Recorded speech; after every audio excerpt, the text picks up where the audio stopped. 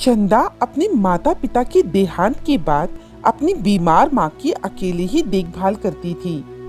वो बहुत गरीब थी, जिसके चलते वो एक दर्जी के यहाँ काम करती और वहाँ से मिलने वाले पैसों से वो अपना घर का खर्च चलाती थी।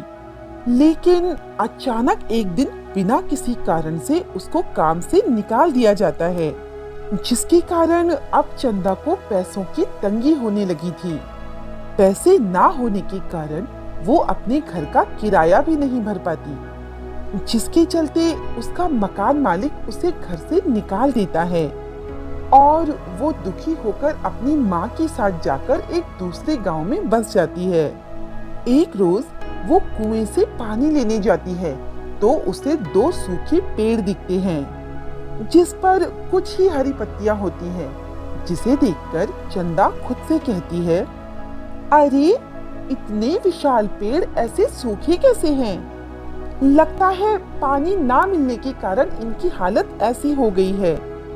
मुझे कहीं से पानी लाकर इस पेड़ की जड़ों में डालना चाहिए। चंदा इतना कहकर पास ही के एक कुएं से एक मटका पानी लाकर सूखे पेड़ की जड़ों में डाल देती है। जैसे ही चंदा पेड़ की जड़ों में पानी डालती है, उनमें से एक सूखा पेड़ सोने की तरह चमचमाने लगता है। पेड़ को सोने में बदलता देख चंदा भी हैरान रह जाती है।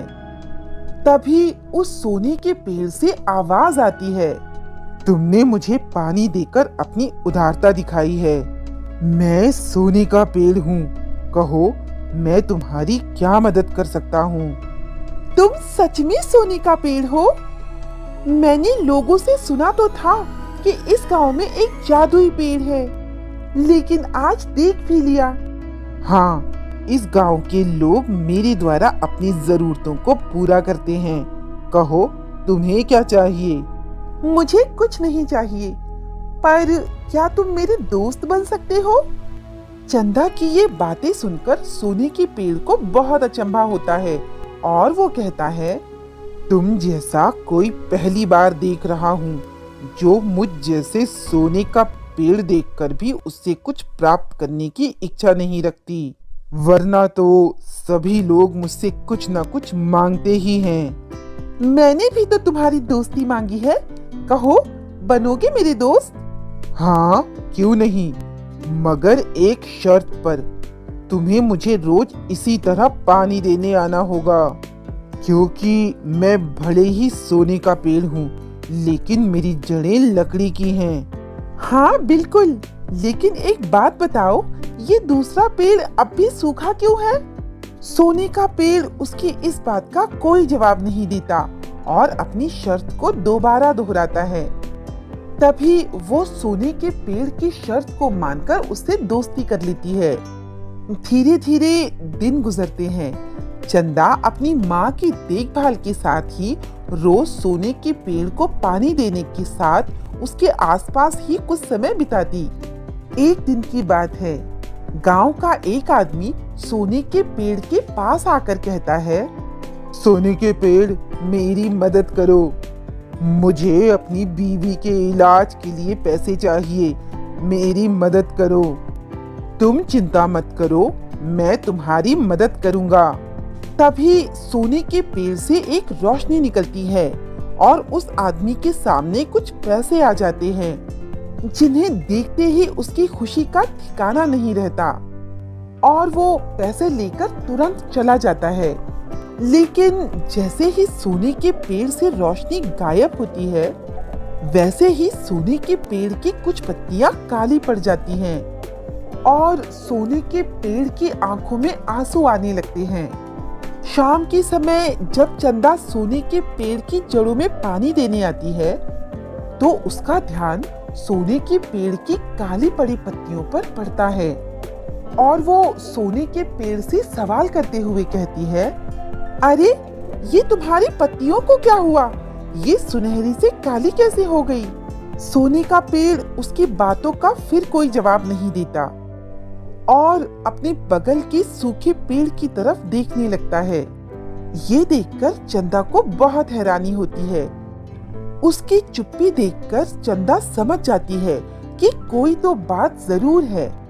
अगले दिन गांव की एक औरत सोने के पेड़ से मदद की गुहार लगाती है और उस आदमी की तरह ही सोने का पेड़ उस औरत की भी मदद करता है। जिसके बाद सोने के पेड़ की कुछ और पत्तियां भी काली पड़ जाती हैं। लेकिन इस बार चंदा ये सब कुछ होते हुए देख लेती है और उस औरत के जाते ही सोने के पेड़ से फिर वही सवाल करती है। तो सोने का पेड़ उसे कहता है, चंदा, बात दरअसल ऐसी है कि ये सूखा पेड़ मेरा साथी चांदी का पेड़ है, लेकिन इसकी आत्मा और जादुई शक्तियां एक जादूगरनी के गोले में कैद हैं, इसीलिए ये सूखा है। जब तक मेरा साथी मेरे पास वापस नहीं आ जाता, तब तक ऐसे ही लोगों की मदद करने पर मेरे पेड़ की ये सुनहरी पत्तियां काली होती जाएंगी और एक दिन जब मेरे पेड़ की सारी सुनहरी पत्तियां काली हो जाएंगी तो मैं भी बेजान होकर गायब हो जाऊंगा। तभी उस दिन पानी देने पर तुम तो चमके, पर ये सूखा ही रहा। हाँ, वो जादूगरनी गांव की पुरानी गुफा में रहती है और इस पूर्णिमा को वो मुझे भी यहाँ से ले जाएगी और हम दोनों सोने चांदी के पेड़ का जादू अपने अंदर समाहित कर लेगी। लेकिन उसे रोकने का कोई तो उपाय होगा। एक ही उपाय है, अगर कोई उस गुफा में जाकर जादू करने के गोले को चकनाचूर कर दे तो चांदी के पेड़ की आत्मा और जादुई शक्तियां मुक्त होकर इस पेड़ में आ जाएंगी, क्योंकि दूर रहने पर हम ज्यादा समय तक जीवित नहीं रह सकते। लेकिन उस गुफा में जाकर ये काम करना इतना आसान नहीं। सोने के पेड़ की ये बात सुनकर चंदा सभी गांव वालों को वहां बुलाती है और उन्हें भी ये बातें बताकर सोने के पेड़ की मदद करने के लिए कहती है।